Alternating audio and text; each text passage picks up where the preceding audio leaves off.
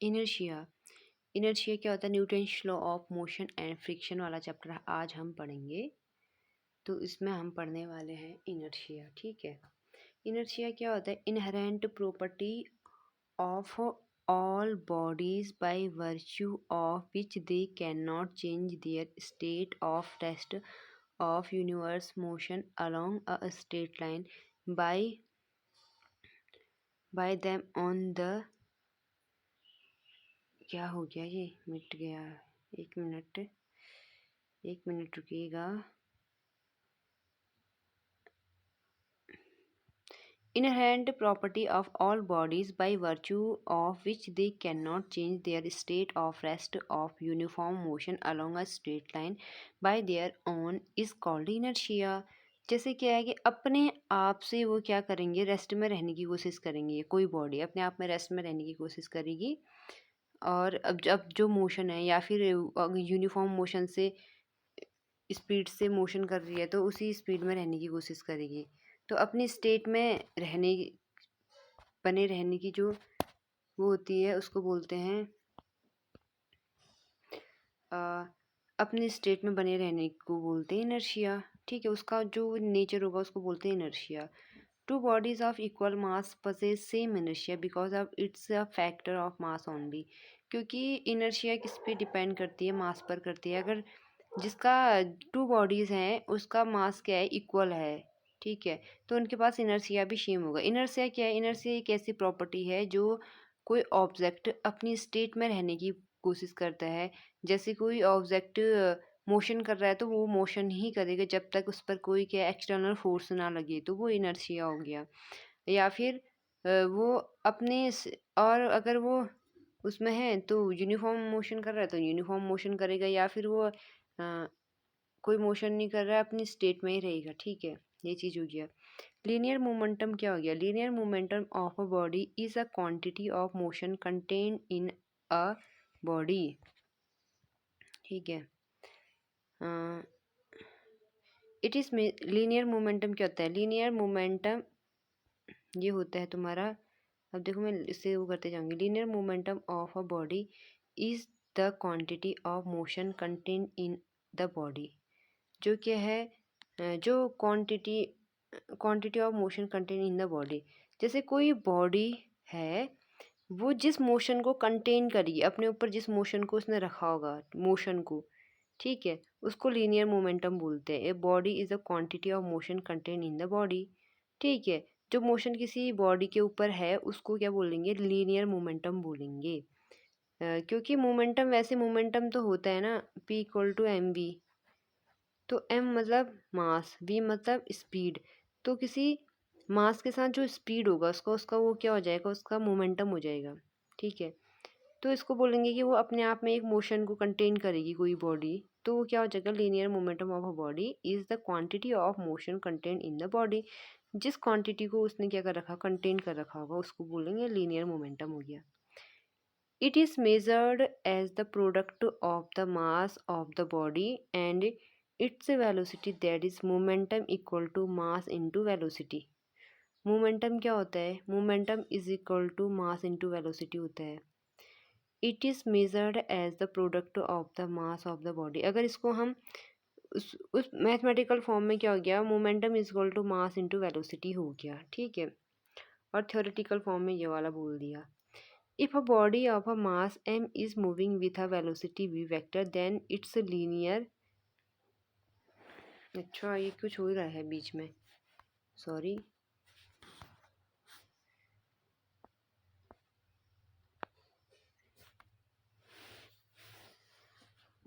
अपने अचानक ही से ही कुछ होने लग गया। ठीक है। अब हो गया। अब नेक्स्ट हम पढ़ेंगे ये वाला। क्या हो गया?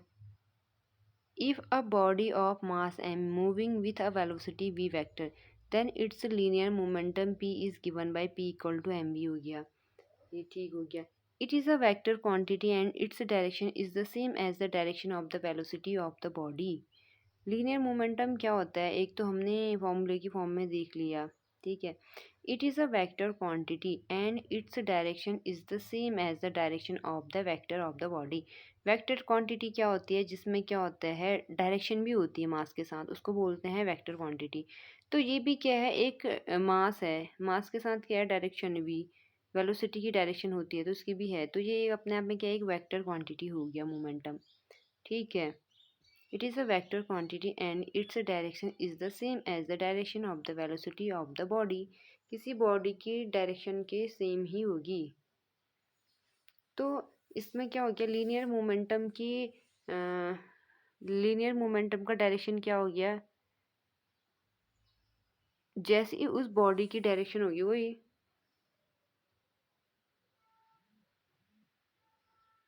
यूनिट क्या हो गया, किलोग्राम मीटर पर सेकेंड हो गया ऐसा यूनिट, और सेंटीमीटर पर सेकेंड हो गया सीजीएस में। डायमेंशन क्या होगा, ml/t-2, तो इसकी डायमेंशन होगी ml/t-2। डायरेक्शन कैसे निकालते हैं, फर्स्ट वाले चैप्टर में पढ़ा होगा, खैर मैंने नहीं पढ़ा है, तुमने पढ़ रखा होगा।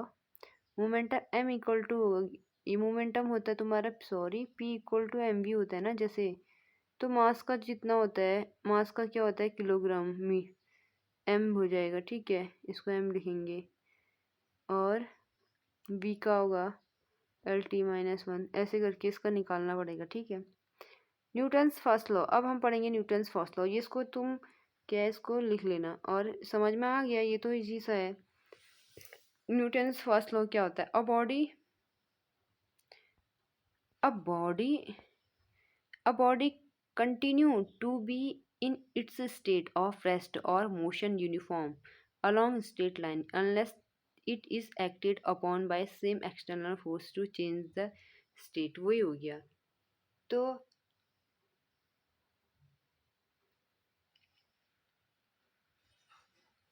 न्यूटन्स का फर्स्ट लॉ क्या है, a body continue to be in its state or rest, तो ये सेम इनर्शिया वाला ही लॉ हो गया।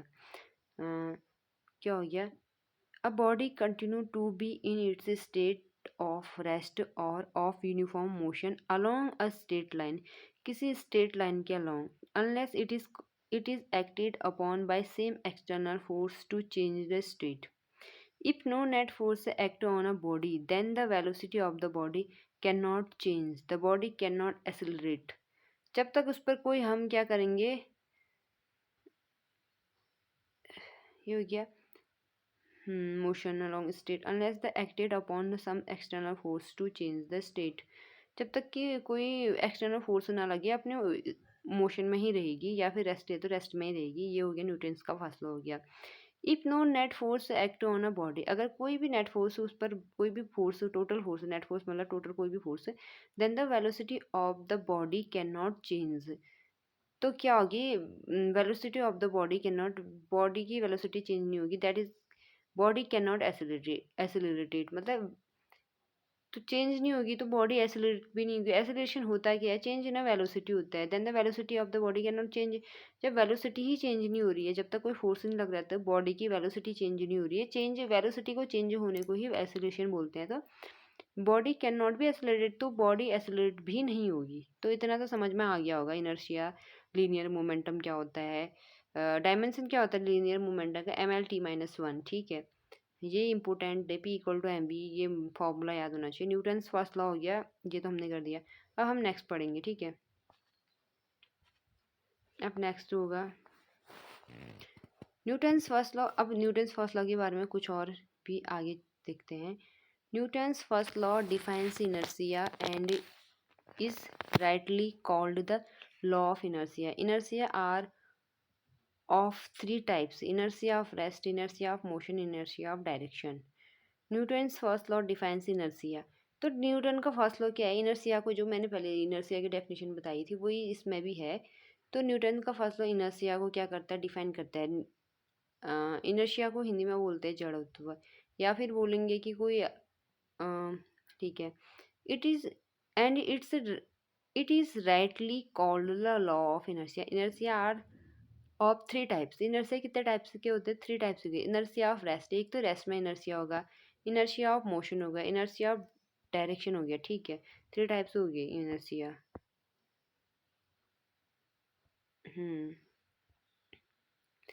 अब हो गया न्यूटन सेकंड लॉ। अब हम क्या पढ़ेंगे, न्यूटन सेकंड लॉ। अब न्यूटन्स का सेकेंड लॉ पढ़ते हैं, न्यूटन्स सेकेंड लॉ। ठीक है, क्या होता है? The rate of change of linear momentum of a body is directly proportional to the external force applied on the body and this change takes place away in the direction of the applied force. क्या हो गया? The rate of change of linear momentum of a body is directly proportional to the external force applied on the body.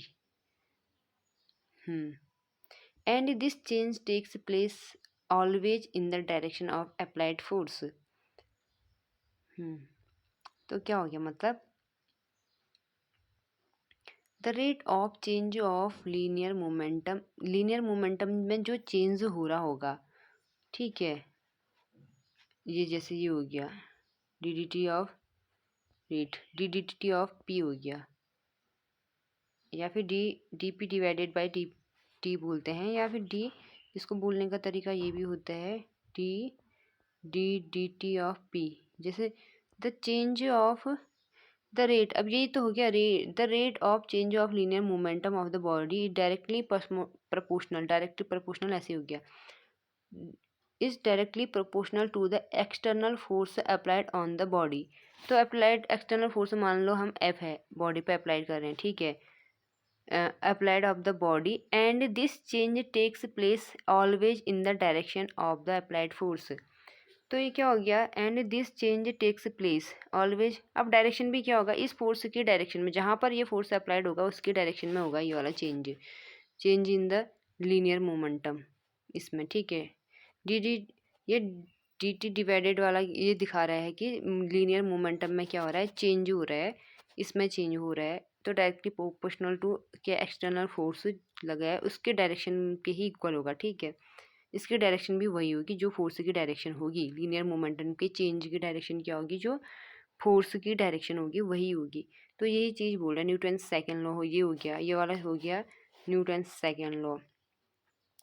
If a body of mass M moves with velocity v, अगर कोई if a body of mass m moves with velocity v, then its linear momentum can be given by p vector equal to mv vector, and if force F vector is applied on the body, then F vector equal to d dt of p vector k equal to 1।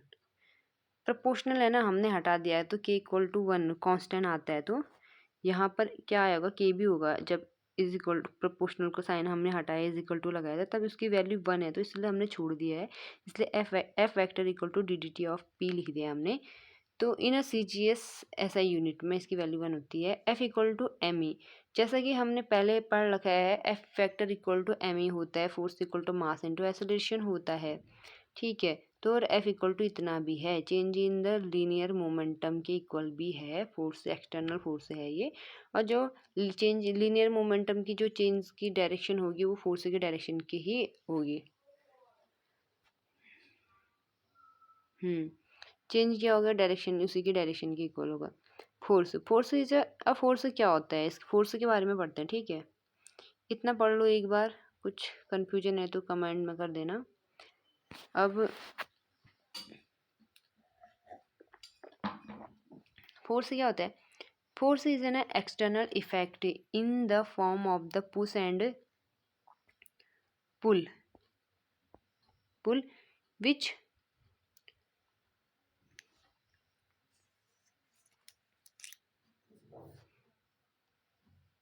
हो गया, ये वाली line पढ़ती हूँ, ठीक है। Force is an external effect in the form of a push और pull विच, force क्या होता है? एक्सटर्नल इफेक्ट होता है पुश और पुल, मतलब खींचना या फिर धक्का देना, ये सारा क्या होता है? फोर्स होता है। जैसे हम किसी चीज़ को खींचते हैं या धक्का देते हैं ना, अपनी तरफ खींचना या दूसरी की तरफ धक्का देना, ये क्या होता है? फोर्स होता है। प्रोड्यूसेस और tries to produce motion in a body at a rest, produces और tries to produce motion in a body at rest, क्या करेगा? या तो बॉडी को, उस पर कोई बॉडी रेस्ट पे होगी तो उसको मोशन में प्रोड्यूस कर देगा, ठीक है, या तो करने की कोशिश करेगा। स्टॉप और tries to stop a moving a body, या तो कोई बॉडी फोर्स से क्या करेगा, कोई बॉडी क्या हो रही होगी, फोर्स क्या करेगा, कोई बॉडी को स्टॉप कर देगा, या tries to stop moving a body, या फिर कोई चलती हुई बॉडी है उसको मूव कर देगा। कोई बॉडी रेस्ट में है उसको मूव करेगा, ठीक है, मोशन में लगा देगा, या फिर मोशन करती हुई बॉडी को रेस्ट में रख देगा। ये हो गया फोर्स। और थर्ड क्या है फोर्स के बारे में, चेंजेस और tries to change the direction of the motion of the body. Motion direction को भी चेंज, या तो चेंज करेगा या चेंज करने की ट्राई करेगा, फोर्स तो लगेगा। अगर हम कहीं पर फोर्स लगा रहे हैं, डायरेक्शन चेंज नहीं हो रही है, तो फिर भी फोर्स तो हमने लगाया है ना, तो मतलब फोर्स तो लगा ही है, फोर्स तो होगा वहाँ पर भी। अगर डायरेक्शन चेंज होगी तो भी फोर्स होगा। Dimension equal to force. अब ये देखते हैं dimension, force equal to mass into acceleration होता है ना, तो इसका डायमेंशन कैसे निकालते, फोर्स मास का एम लिख लेते हैं ना, एम के उसमें एम लिखते हैं। एक्सेलरेशन L t-2, एक्सेलरेशन का ना हमें लर्न ही करना है, L t-2 ये भी निकाला है हमने, लेकिन हमें एक्सेलरेशन का हमें पता होना चाहिए, L t-2 होता है, ठीक है। ये तो ये हमें लर्न नहीं करना पड़ेगा, इसकी डायमेंशन L t-2 होती है। तो अब फोर्स का आराम से निकल गया, फोर्स का भी फिर धीरे धीरे हम क्या है फोर्स का भी लर्न कर लेंगे। ML t-2 फोर्स का डायमेंशन हो गया। ये डायमेंशन एग्जाम में आता है, और फोर्स का तो आता है मेनली, एक्सेलरेशन का भी आएगा, तो इन दोनों का ही लर्न कर लेना। यूनिट क्या होता है, एब्सोल्यूट यूनिट, न्यूटन्स ऐसा यूनिट डाइन। वैसे एसआई में क्या होता है, फोर्स का यूनिट होता है न्यूटन, और सीजीएस में होता है डाइन, ठीक है। ये तो हो गया। ग्रेविटेशनल यूनिट्स, ग्रेविटेशनल यूनिट क्या होता है, किलोग्राम फोर्स एमकेएस में, और ग्राम फोर्स सीजीएस में होता है। ग्रेविटेशनल यूनिट होता है किलोग्राम फोर्स, और एमकेएस में ग्राम फोर्स सीजीएस में, ये इतना इंपॉर्टेंट नहीं है। F equal to me formula is valid only if force is change the state of the rest of a motion and the mass of the body is constant and finite, ठीक है। मतलब F equal to me,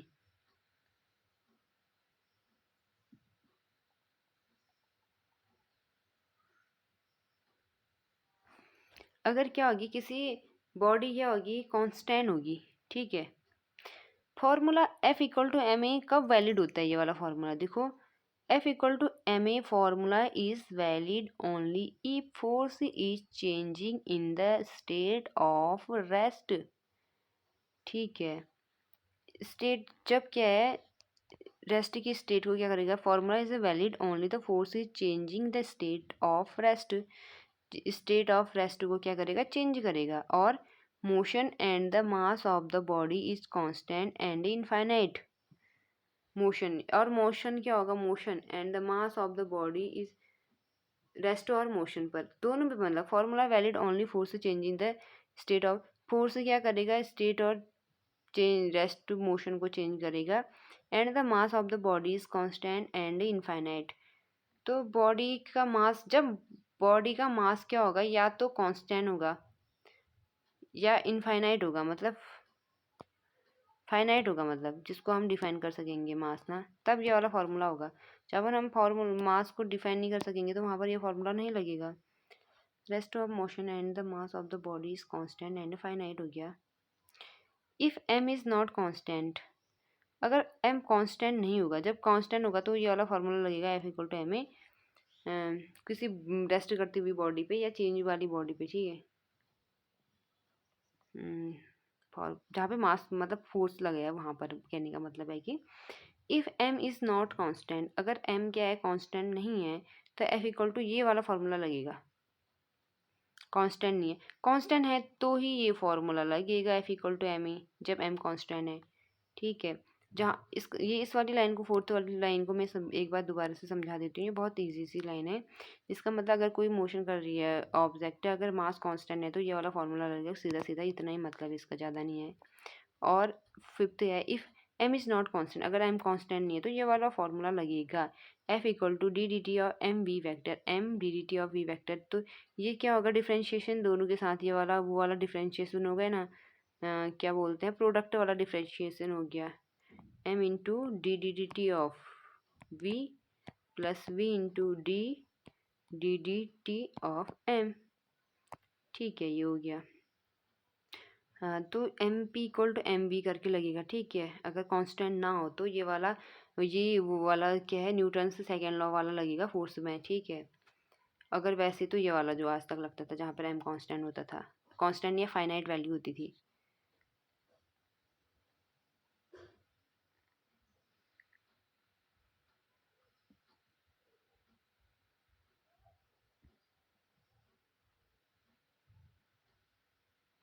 अब 6 पढ़ते हैं, ठीक है। No force is required to move a body uniformly along a straight line.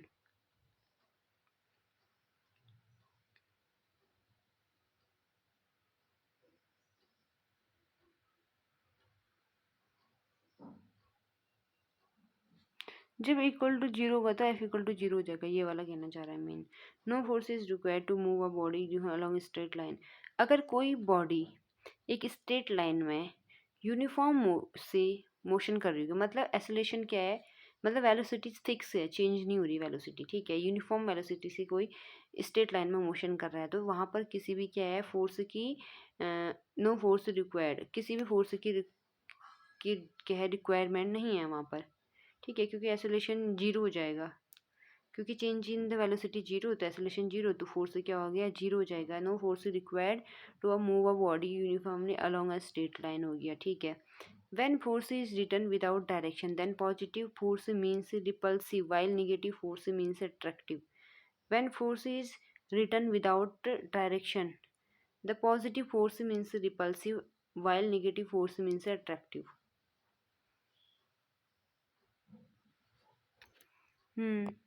यह है फोर्सों को हम डायरेक्शन के फॉर्म में लिखते हैं तो पॉजिटिव क्या होता है, रिपल करेगा, और निगेटिव क्या हो गया, अट्रैक्टिव करेगा, ठीक है। अगर एफ क्या होगा, पॉजिटिव आएगा तो ये क्या रिपल्सिव होगा, एफ इक्वल टू निगेटिव आ जाएगा तो क्या होगा, अट्रैक्ट करेगा डायरेक्शन में।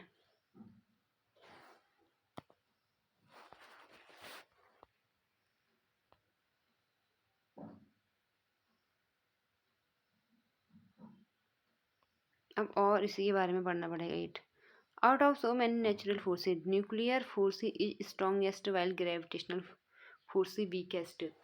तो क्या होता है देखो, out of many natural forces, बहुत सारे नेचुरल फोर्स है, ठीक है। वहाँ पर बहुत सारे अगर नेचुरल फोर्स है तो nuclear force is strongest while gravitational force is weakest. अब हमसे बोलेंगे ना जो न्यूक्लियर फोर्स लगता है, न्यूक्लियर बम बनाने में भी तो क्या लगता है, न्यूक्लियर फोर्स ही लगता है, जो एटम बम बनाते हैं ना, तो वहाँ पे न्यूक्लियर फोर्स ही लगता है, तो वो सबसे स्ट्रॉन्गेस्ट होता है। While the gravitational force is weakest, जो ग्रेविटेशनल फोर्स हर जिसके भी जिसके हाँ ग्रेविटी जो अर्थ के वजह से जो फोर्स लगता है वो क्या होता है, वीकेस्ट होता है, ठीक है। सेंट्रल फोर्स अब हम पढ़ते हैं 9th, सेंट्रल फोर्स क्या होता है। सेंट्रल फोर्स क्या होता है, if a position dependent force is always directed toward और away from a fix point it is said to be a central otherwise non central.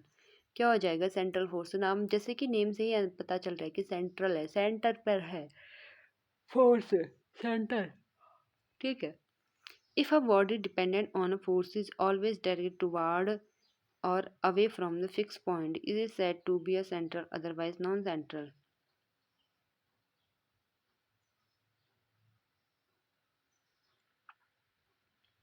किसी सेंटर पर किसी एक फिक्स पॉइंट पर जो फोर्स लगता है उसको सेंट्रल फोर्स बोलते हैं, ठीक है। Toward away from fix point is said to be central otherwise non central. अगर किसी उस फिक्स पॉइंट पर नहीं लग रहा होगा तो सेंटर के किसी फिक्स पॉइंट पर, तो क्या होगा, नॉन सेंट्रल हो जाएगा। कंजर्वेटिव और non conservative force, if under the action of a force the work done is a round trip is zero or work is a path independent the force is said to be conservative otherwise non conservative। अब conservative और non conservative क्या होता है इसको समझने की कोशिश करते हैं डियर, ठीक है। कंजर्वेटिव क्या होता है, कंजर्वेटिव और नॉन कंजर्वेटिव फोर्स होता है, if under the action of the force the work done is round trip is zero work is path independent force gravitational force electricity।